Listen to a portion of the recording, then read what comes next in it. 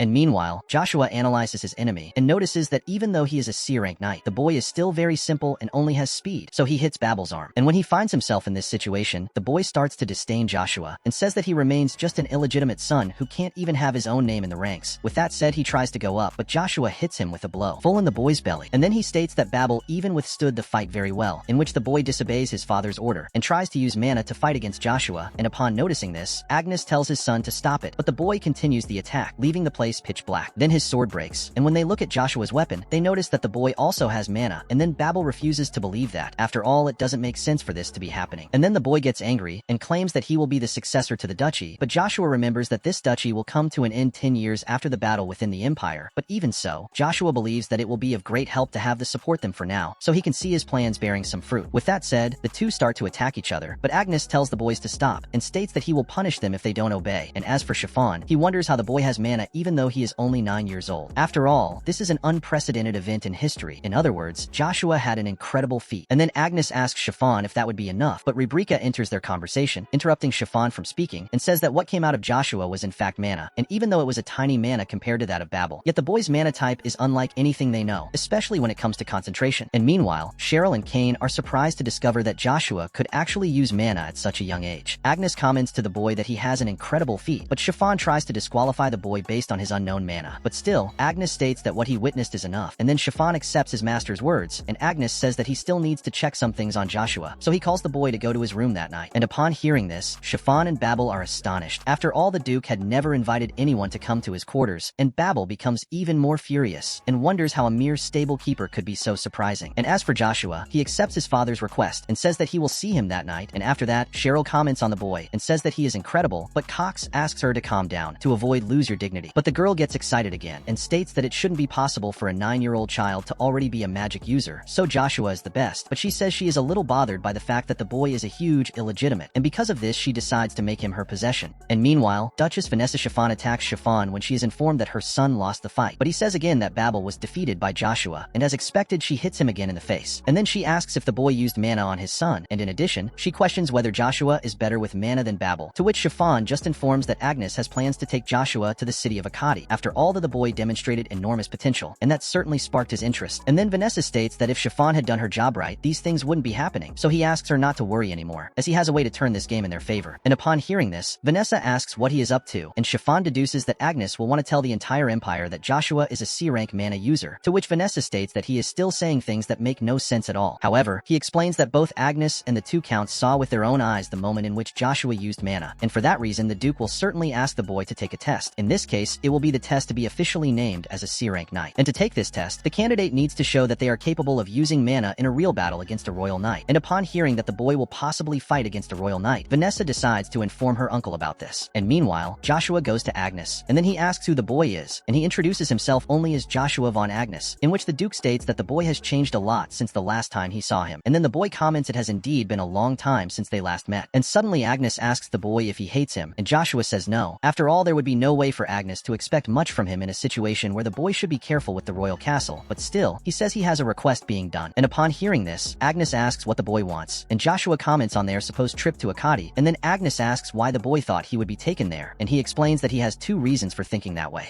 The first is that Agnes' successor until now was Babel. However, with the appearance of Joshua, this succession of the boy was put in check, and to avoid greater chaos, Agnes could be thinking about taking him out of the kingdom. And upon hearing this, Agnes notices that the boy doesn't just have talent in battle, as his deduction is also excellent, so he regrets not having raised Joshua sooner. And well, his other deduction is that Agnes' personal greed encourages him to make this decision. After all, he must be afraid of Joshua becoming so strong that he surpasses him too, and this could put the Agnes duchy in danger at the same time, to the point where they no longer need to be careful with the royal castle. And upon finishing his second theory, Agnes comments that the boy really seems to believe in his potential to surpass him, in which Joshua states that at least he won't leave him disappointed. And upon hearing this, Agnes deduces that the boy is sure that you are capable of doing everything you set out to do. And Joshua says yes. After all, Agnes would have plans to send him to the Akkadian Academy, and then he explains that the noble children of the Avalon Empire must study at the Academy in Akkadi for 6 years, starting at the age of 10 and stopping at the age of 15. However, there are cases where students graduate earlier, depending on their talent. And the reason why the royal castle created a system like this is so that they can take children hostage through the academy and gain the talents of royalty. That said, Agnes confirms who will indeed take Joshua to the city, and in addition, he will also help him with his studies when he is nearby. In this, Joshua feels honored to be able to learn the sword from one of the 5 masters of the empire. However, the boy says that in fact his plan is to use spears as a weapon, which Agnes is surprised by. After all, no one in their right mind would choose a spear to be their main weapon. And soon afterwards, he releases all his mana in front of the boy. And then Joshua notices that that is an overwhelming amount of mana, to the point where he can barely stand. And Joshua states that he is very proud of his spear, and will use it to destroy those who stand in his way. And that includes even the 9 stars that Agnes is part of. The Duke asks the boy to personally show the value of his spear. After all, now it is his turn to test Joshua's skills. The boy feels that he will not have a new opportunity to challenge one of the 9 stars, so he must seize that opportunity. However, he places a condition on this fight. In this case, if he wins, Joshua wants to make a request to the Duke, in which he explains that if the boy passes the test, he will be able to use a spear and make that request. However, if he fails the test, the boy will have to follow his commands. So Joshua deduces that Agnes's commands will be to send him to the academy to learn swordsmanship, and with this in mind, he accepts the Duke's proposal. And meanwhile, Madame Vanessa meets with her uncle and states that something unpleasant has happened in the duchy, and because of that, she will need a favor from him. Chapter 10. And when faced with the confrontation against Agnew, Joshua notices that the guy is indeed an incredible master. After all, his body never stops shaking with emotion. Then Babel goes to him and asks to talk, but Joshua refuses to say anything to the boy, as the matter between them is over, but Babel asks them to fight again. And when looking at him, Joshua notices the boy with a different look than before. In this case, he has the look of a person who feels the need to never lose. And so he asks if Babel is confident. And meanwhile, in the great imperial castle, Duke Marcus is informed about another child of Agnes who was born with the natural talent to become a star. His servant confirms this information and also informs that the son in question is Joshua, in this case, the bastard son of Duke Agnes, in which Marcus comments that Babylon itself is already a treasure, but now Agnes has 2 treasures, and then he says he envies him for that. However, Marcus guarantees that these 2 boys do not have enough battle power to become emperor, and upon hearing this, his servant feels that Marcus is misjudging the princes. Because in his youth he was already someone powerful enough to become a master, therefore their standards are much higher than average, and therefore their desire for talents is often very excessive. From this, Marcus deduces that Joshua is at least around Babel's level, otherwise Agnes would not have made the boy official as a noble. And then the servant informs about a rumor regarding Babel having lost a fight to Joshua. And upon hearing this, Marcus is surprised and asks the boy's age, and the servant says that Joshua recently turned 9, and then Marcus becomes interested in this, and says that there may be several people interested in testing the boy's abilities. The servant explains that the order of knights from the imperial castle will be sent at the request of Agnes himself. After all, the boy is already close to C rank. And upon hearing this, Marcus becomes even more curious about this boy, and then the servant thinks that his master will try to go to the boy and test his mana personally, in which the emperor himself confirms that he will see the boy indirectly, and then he orders his servant sends a prince to go and see Joshua. And meanwhile, the boy goes back to fighting his brother, and in the middle of the fight Babel notices that even though Joshua's mana is in his hand, he still has a lot of power. In this, Joshua states that he is able to know what his brother is thinking just by looking at him, and then he guarantees that he will show the true terror of the martial arts that his brother despises so much. And upon hearing this, Babel becomes enraged and attacks his brother, but an explosion throws him away, and then Babel notices that Joshua transferred mana to a specific part of his body. And with that, Babel refuses to accept, but states that Joshua is in fact much stronger than him, and the boy notices that his brother is frustrated with something, and so he suggests that Babel just become stronger, because only then will he overcome it. In this, he tells the boy to never forget that feeling of defeat, and he also states that he would kill Babel. After all, he insulted both him and his mother, but the moment he saw exceptional military power in the boy's eyes, he says who ended up giving up on this idea of exterminating him. However, Joshua states that if Babel doesn't change his attitudes, he will leave him unable to fight with his sword again, and upon hearing this, the boy swallows hard. And furthermore, Joshua also comments that there is a difference in the height of their gazes now that he has been defeated. And the next day, Joshua wakes up complaining of tiredness, and explains that he used a lot of mana the day before without taking any breaks. He notices that his mana control is much looser after he absorbed Lukia's main body. However, upon seeing the side effects, he feels that his body is still not capable of handling that amount of mana. And while he reflects on these things, Joshua hears someone knocking on his door, and when he opens it, the boy comes across Cheryl, and then she introduces herself as a resident of the Source Kingdom. After the introductions, Cheryl says that he can call her big sister. After all, the boy is 3 years younger than her. With that said, she enters Joshua's room and says that there is a lot to say. However, the boy stops her from going any further and closes the door in her face, so she continues knocking on the door, but Joshua decides to just ignore her. But that doesn't work either, as Cheryl continues knocking on the door. And then Joshua tells her to go on her way again, but when he opens the door he discovers that the person on the other side was Cain, and when he notices the boy so angry, he says he will come back later. But Joshua apologizes, and then Cain explains that he has already made the preparations that Joshua asked him to do, but he states that he doesn't understand the reason for all this. So the boy asks him to just obey him and follow him without questioning anything, because with the Cain will eventually discover the reason for his actions. And meanwhile, one of the soldiers asks Ralche where Lloyd and Gord are, and the other soldier asks if the two were really beaten by Joshua, and upon hearing this, Ralche remains silent. And then the soldier asks his friend who called the Centurions to that training area, and his colleague informs him that it was one of the Red Knights who requested the request. Cain then goes ahead of everyone, and the soldiers find Joshua's presence at the knight's side strange, and as for Ralche, he is scared to see the boy once again. And then Cain explains that Joshua will help them with the day's lesson, in which the boy introduces himself to everyone, and states that they, as Centurions of Agnes, have the duty to become the commanders who will take the vanguard during the war. And for this reason, Joshua states that each person's individual skills are very important, so he is there precisely to make this judgment appropriately. That said, he orders all the soldiers to attack him, but they take it as a joke, and then Cain asks if the young man is serious, and the Centurions say that the boy will get hurt a lot in this game. After all, even though the boy is the count, that sounds like an insult to all Centurions. Then Joshua goes to Ralche, and asks if he also has the same confidence as his friends, and Ralche promptly says no, as he would never think he has a chance against Joshua. Then the boy asks if Ralche told the Centurions what he had ordered, and then the soldier just falls to the ground apologizing, but Joshua says he won't forgive him twice. After all, the right thing would be for him to have been killed when he tried to hurt his wife, your mother. However, he ended up being frivolous and forgiving him, but still, Ralche didn't know how to take advantage of this opportunity, so Joshua asks if he wants to be like Lloyd and Gord. And upon hearing this, one of the Centurions deduces that these two are just not there because of the punishment they received from Joshua, and meanwhile, Ralche begs the boy to give him one more chance. And then Joshua proposes that they fight, and if Ralche beats him, he will give him one more chance, and the soldier realizes that he will end up dead anyway, so he better at least give his all in this fight. And then Ralche remembers that his opponent is still a child, so he has a chance of winning. Having said that, he advances towards Joshua full of confidence, but the boy throws him away with a single blow. In this, Joshua explains to the soldiers that they should never judge their enemy based on appearance, as this could result in their death on the battlefield. And then Joshua proposes to show off his abilities to anyone one who still has doubts. So the 23rd Centurion leader goes to him and salutes him, and then all the other leaders do the same. And upon seeing this, Kane claims that the boy has met his expectations exactly, and so he promises to do his best to support him. And while the training continues, Cheryl returns to the guest room of the Agnes Castle. Then she remembers Joshua's rudeness and is sad about this situation, but Cox goes to her and informs her that soon the Order of Knights will arrive at the duchy, so she simply goes back to bed and asks him not to bother her anymore. And upon seeing her so downcast, Cox asks if she is okay, so Cheryl again asks not to be disturbed and asks about what happened with her father's orders. At this, Cox apologizes and says that If forgot her master's orders for a short moment, and then he leaves her alone, just as Cheryl asked. And meanwhile, Joshua informs Agnes that he executed a centurion because he was going around spreading rumors about his mother. And because the kingdom's military law is strict, Joshua just followed it to the letter and executed a citizen who dared to insult a nobleman, in which he asks if Agnes still thinks he acted recklessly. And Agnes only deduces that the boy acted for a different reason than simply following the law. And Joshua explains that a few days ago, he was still the son of a concubine who was thrown to take care of the stables. However, he started to receive everyone's approval just because of his sudden increase in strength, and this also ended up generating a huge desire in the boy to scare the centurions who always humiliated him, so they would never try to mistreat him and your mother again. And to show that the Duke's blood runs through his veins, Joshua states that he needed to show his strength appropriately in a place where all the centurions were gathered. At this point, Agnes notes that this is a very effective strategy, but he decides to end this discussion and asks the boy to get ready to leave. And regarding his mana assessment, Agnes deduces that Joshua has already found out about this through the Imperial Knights. At this, Joshua says that he has already received the orders, and then the boy states that he will leave as soon as his preparations are made. And meanwhile, Duke Armstrong is surprised to discover that a junior C-rank knight has left his duchy. However, Chiffon disqualifies Joshua's merits, calling him a concubine's son. Armstrong realizes that Chiffon is worried because his position is at risk now that Babel lost to Joshua. And upon hearing this, he becomes irritated, but Agnes interrupts their fight and states that the Order of Imperial Knights is about to arrive, so they must maintain their posture. Then Armstrong comes face to face with Joshua and notices that the boy doesn't appear to be that strong at first glance, and soon afterwards the Imperial Knights finally arrive. And from one of the carriages comes the fourth prince, in this case, Caesar Van Britten, and upon seeing him, Joshua is impressed to come face to face with him so soon. Chapter 12. And meanwhile, a soldier is attacked by his master, and so he asks his superior to stop, but Joker states that he won't take orders from anyone. Then another man comes to him and explains that no one will join the Order of Knights of the Imperial Palace if he continues harassing the newcomers. But Joker says that he was unable to resist, as he saw the newcomers showing off a lot just by using a little of mana. That said, Joker asks what brings that man there, and he explains that he is just trying to fulfill the mission given by Vanessa, but he asks Joker to do it in his place. In this case, Joker's mission is to ensure that Joshua never holds a sword again, and in the meantime, the prince goes to the boy and asks if he is the much talked about Joshua. In this, he just stares at Caesar with a lot of hatred, and then the prince's companion tells Joshua to show respect, as he is in front of an important figure. However, the boy states that in that kingdom, there is only one emperor worthy of receiving the respect of all the knights of Avalon. Furthermore, Joshua asks why he needs to show respect to a self-proclaimed prince whose identity is unclear. And upon hearing this, the leader of the knights orders everyone to go to Joshua, and Braun states that until recently the boy was just a mediocre stablekeeper. But before he can attack Joshua, Armstrong enters in front of the two, and then he asks why he is defending the concubine's son, and he explains that the boy is also part of the Agnes Duchy now. And upon noticing this confusion, Agnes tells them to stop this little show in front of the prince. Braun feels the tremendous pressure exerted by Agnes, and then the Duke comments to Joshua that he caused all that confusion because of his hasty words, so he tells him to apologize to the prince. However, the prince himself claims that the boy is not entirely wrong in what he said, and upon hearing this, Evergrant says that he should be more careful with his actions. After all, anything the prince does can impact the authority of the imperial family. However, the boy states that because he has no power, he will only appear ridiculous if he decides to impose his pride on others. Furthermore, the prince reminds his servant that he is the only one who can receive the respect of all the knights in the empire. It's Agnes himself. That said, he tells all the knights that he is fine with that situation, so they shouldn't worry. What's more, the prince explains that a knight proves his skills on his own merit, so he is sure that Joshua knows about the lack and importance in a knight without skill. And upon hearing him trying to come out on top with his sharp tongue, Joshua states that everything will be different in that new life, as his goal is to cut the boy's throat when he is at his best. Then Joshua says he is ready for the boy to test his mana, but Joker gets in the way and kindly asks the prince to test Joshua's mana on his own, as he is curious to know if the boy really has enough skills to support your speech and actions. The prince allows him to do the assessment, but when he comes across the boy holding a metal stick, he wonders if the boy is playing with him, and then Joker deduces that the boy is just very confident. After all, everyone around him praises him because the boy has talent. And upon hearing him talking so much, Joshua calls him a chatterbox and deduces that Imperial Knights are selected based on their ability to talk without stopping. Then Joker states that the boy will regret what he said. After all, the mana test consists of a duel between the two, but before he could finish speaking, Joshua attacks him. And then Joker notices that the boy actually has extremely heavy mana. However, he states that he will be fine if he closes the distance between him and Joshua. However, the boy explains that everyone thinks about the same strategy strategy when fighting him, so he has already found a way to cover this weakness in his training, having said that he tries to hit Joker again. And when watching the fight, the prince is amazed, because even though he is very young, Joshua is fighting on equal terms with a B rank knight. But Braun reminds him that Joker is fighting only with the skills of a C rank. But still, Braun is surprised by the boy's swordsmanship skill. After all, he has never seen spear art before, and meanwhile, Joker is desperate to end that test with a favorable answer, otherwise Vanessa will rip his head off. And then he decides to cheat. In this, Joshua notices that his opponent's power is surprising, as expected from AB rank, and as for Joker, he advances with all his speed towards the boy, and states that only Agnes can go head-to-head with him in this context. And upon seeing this, one of the nobles notices that Joker has risen to rank B, but Agnes tells him to just watch the fight, and Joker notices that Joshua managed to defend himself by accumulating mana in a single point. However, he states that the boy won't be able to do that again, as he has little mana left now, so Braun tells him to stop what he's doing. However, he continues his attack, causing an explosion in the area. But soon after that, Joker notices that in the middle of his attack, he ended up being pushed back, and when the dust settles, Joshua is still standing, but now accompanied by Lucia.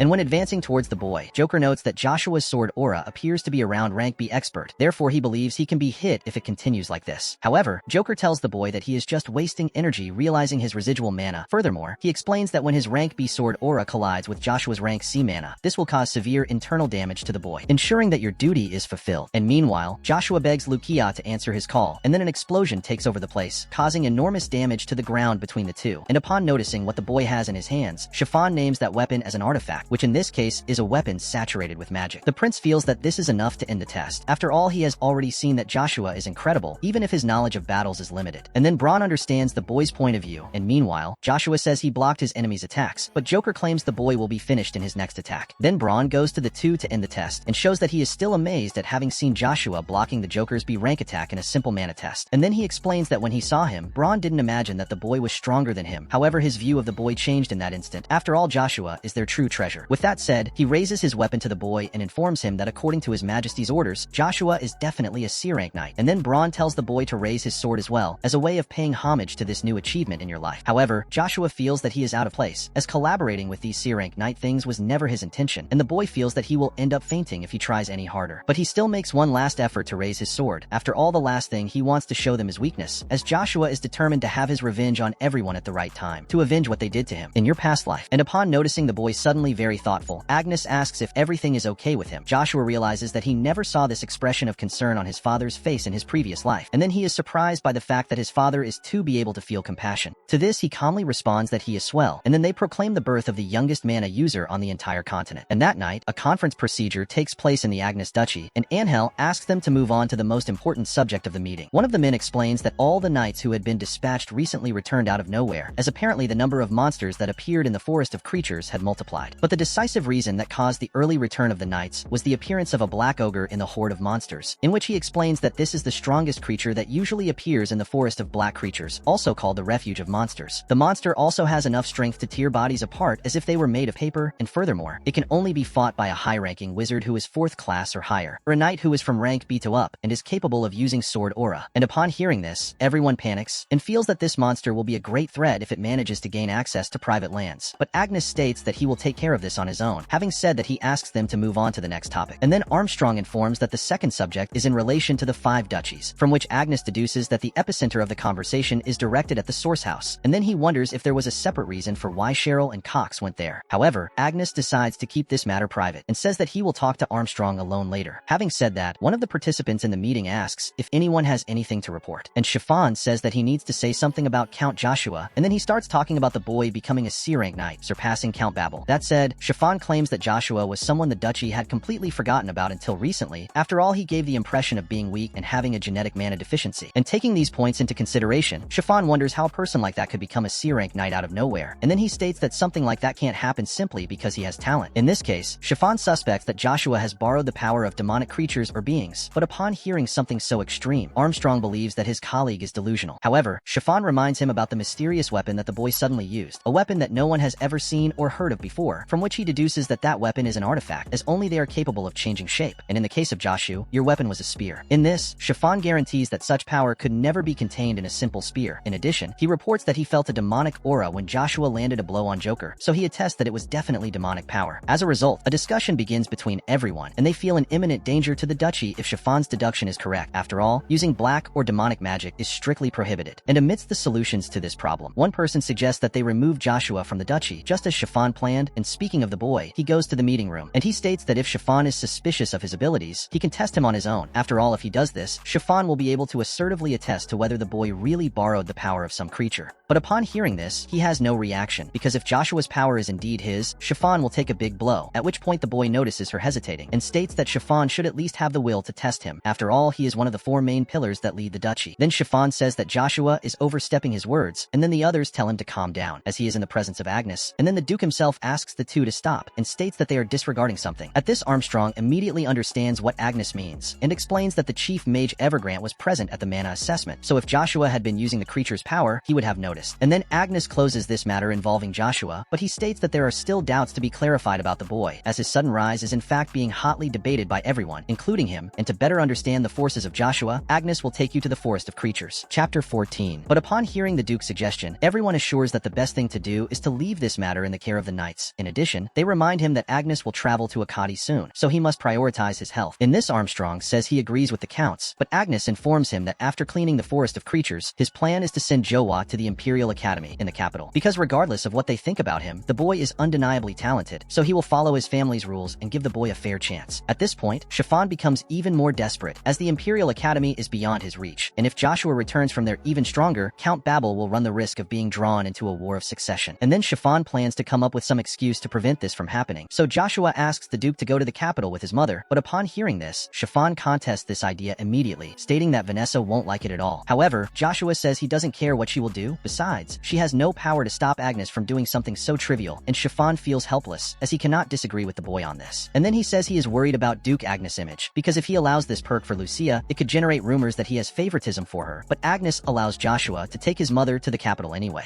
That said, Agnes feels that he is not a normal boy. After all, he feels something different coming from Joshua that not even Babel had. And as for the counts, they prefer not to clash with Agnes' decision, and when they settle everything, Agnes asks Armstrong to go to his room with the dispatch knight as soon as the reports from the Source family are classified. And besides him, Agnes asks Joshua to also go to his office, but Babel appears just in time, and explains that he needed to take time to reflect alone, therefore, he was unable to attend the meeting earlier. At this, Agnes notices that Babel also appears to have a very different glow than before, and so he asks what exactly the boy came to tell him. Then he turns to Joshua, and the boy wonders if Babel has a question to ask him. But upon hearing the ironic way in which Joshua addressed the boy, Chiffon is indignant, and reminds him that Babel is in a position above him, therefore he should mind his manners. Then Joshua asks if he is the one speaking for Babel, and then Chiffon doesn't understand anything, but the boy explains better what he means, and states that he has always acted like Babel's loyal puppy. Furthermore, the boy ends his humiliation by saying that he is only an honorary noble thanks to Duke Agnes, and upon hearing this, Chiffon notes that the boy is right. After all, he has a limit that he cannot cross in the duchy, otherwise he will be duly removed from his role. And when reflecting on this, Chiffon only informs that Joshua should know these basic courtesy etiquettes, but Joshua states that if he wants to be heard, Chiffon must prove himself worthy by raising his rank. At this, Babel notices that Joshua is right in what he says, and upon hearing this, Agnes notices that Babel's eyes change from that of a presumptuous boy to a true knight. And then the boy states that he understands the meaning of proving himself with his own abilities, having said that Babel states that he will also become stronger, because only then will he be able to look at Joshua as an equal. In this, he says that he will abandon the position of formal heir to Agnes from now on, and although this has surprised everyone, Babel guarantees that he has not lost his confidence because a talented competitor has emerged. In this case, he wants to have a fair competition with Joshua, and so Agnes decides to grant this to the boy, and as he leaves the meeting, he is excited because the duchy is starting to change towards something apparently good. And meanwhile, Chiffon informs Vanessa about Babel having given up his position as heir, and also comments about Joshua going to the capital with Lucia. And upon hearing this, she begins to break everything, and claims to have been controlling her anger since the time the Centurions failed, so this news would certainly upset Vanessa. And then Chiffon apologizes, and says that she should have done something to stop this, but she claims that he couldn't do anything. After all, Babel is very stubborn and wouldn't listen to him. That said, she explains that if Joshua manages to take her son's place, they must inform a certain person about their situation, but Chiffon asks her to calm down, as something like that will never happen. However, Vanessa remains curious to know Joshua's next steps, and Chiffon informs her that the Duke will take him to the locked territory the next day. After all, the Forest of Creatures is causing problems again, and Agnes is heading there with the intention of to clean the place yourself. And after that, he will go to the capital with Lucia, but Vanessa says she will invite him for one last dinner before he leaves. And the next day, a troop of knights leaves somewhere. Cain discovers that the Imperial Knights who came for the mana assessment will also leave. And while he reflects on this, another traveler draws his attention and tells Cain to pay more attention to what needs to be done. And while they continue preparing the night, Joshua turns his attention to the dawn ring. In this, the boy remembers the previous day, where Agnes informed him about their trip to Akadi after the Forest of Creatures. However, he states that Joshua must throw away the name Agnes before leaving. That said, he places a red container under the table and comments on a time when he helped the owner of the magic tower, and in exchange for his help, Agnes ended up receiving the Dawn Ring as a gift of gratitude. And Agnes states that if the item is indeed the Dawn Ring from the magic tower, this means that it is one of the artifacts created by the owner of the tower himself. Therefore, if mana is infused into the ring, it instantly equips the user with armor. So Agnes tells the boy to inject his mana into the ring, so he will immediately learn how to use it. However, Joshua is surprised by the fact that the Dawn Ring is being given to him and not to the heir. So Agnes asks the boy not to get things wrong. After all, he is only giving this object to him, so as not to waste it on the shelf. But in addition, Agnes states that if Joshua wears the ring, an enchanted armor with an insignia representing each family will be placed on him, so that Joshua will have his true identity hidden. At this, Agnes informs him that his false identity from now on will be that of an heir to an anonymous viscount, and then Joshua notes that he is only doing this to protect his home. And as for the Dawn Ring, Joshua claims that it will be very useful for times when he needs to deal with very important people. After all, he also hates being disturbed. And in the middle of the conversation, Agnes suddenly asks if the boy has a grudge against him. And then Joshua remembers the tense situation that Agnes went through when fighting in the war between the empires that will take place in 10 years. And because of this, he decided to abandon him and his mother, causing her to die later. And even though that was reason enough to hate him, Joshua claims that he barely saw his father's face in his past life, and it made him forget that old resentment. And returning to the present, the prince addresses Joshua and says that he heard about him leaving for Akkadi after leaving the forest of black creatures. That said, he asks the boy to visit him in Akkadi, as the imperial family can recommend a knight who will protect them to the order of imperial knights, so Joshua will be able to serve as an imperial knight without having to take the mandatory annual test. Furthermore, he can also eliminate the 10-year compulsory period of service after passing the test. In other words, Joshua is free to use the imperial knights as much as he wants. And when you notice the cynical smile on the prince's face, Joshua becomes enraged, but controls himself not to attack him with his spear, especially because he needs to find a way to join the Order of Imperial Knights, as only then will he have access to another of his weapons from his past life. In this, he explains that this weapon is at rest in the secret warehouse inside the Imperial Palace that can only be accessed once a year, but only by the commander of the Imperial Knight Battalion. And when thinking about all this, he tells the prince that he will think about his offer calmly, and then Braun again criticizes Joshua's arrogance, because if he combined his skills, he would certainly progress much faster. However, the prince states that in any case, the boy will still be his possession. However, Joshua also guarantees that he will not suffer like a puppet in this new life, as the next person to suffer will be Caesar. And after that, Duke Agnes takes the lead of the expedition towards the forest of black creatures. And for that, they had a group of knights and Armand, the only fourth-class wizard in the Agnes Duchy. And in the middle of the trip, Joshua notices Babel staring at him in an unpleasant way, but they continue their journey until they arrive at the castle in the locked territory, where Agnes states that he hasn't seen the knight Robin for a long time. And then Agnes says he sympathizes with the knight's situation. After all, after his retirement, Robin continues to suffer in that desolate place. However, he says he is happy to live with his family, and meanwhile, Vigo goes to Agnes and says he was happy to discover that he would see him in person. However, Agnes feels that he will have a lot of headaches with this guy, so Vigo scolds Robin because he forgot to tell him about the Duke's arrival in advance. And upon noticing Vigo, Agnes comments that he is adapting a lot to the locked territory. After all, he is increasingly fatter every time they see each other, and Vigo states that this is only possible thanks to Agnes' assistance. And when he notices Babel there, Vigo praises him, saying that the boy is prettier and has an incredible glow to the point that he is able to feel the boy's strong presence, and Joshua wonders who that chatty man is. And then Chiffon introduces the two, and when Vigo discovers that the boy is Agnes' second son, he apologizes for not having noticed him, and claims that he didn't know that Vanessa had another son. But upon hearing this, Chiffon corrects him, and says that the boy is not Vanessa's son. In this case, he is not the son of a noble family, and then Vigo calls him a disgusting bastard.